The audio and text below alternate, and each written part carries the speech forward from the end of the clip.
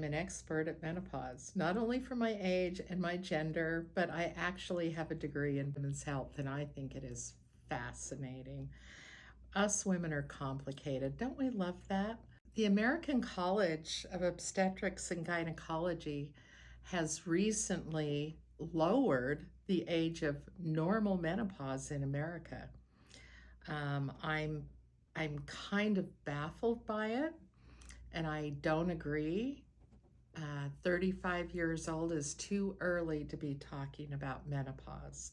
Perimenopause means that you start having symptoms of menopause, such as irregular periods, heavier periods, sleep changes, and so forth. That's what people call perimenopause.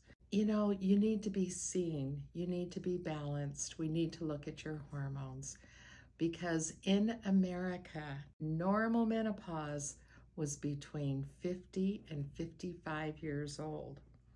What does that tell you when we start talking about menopausal symptoms that early? There's something else at the root cause.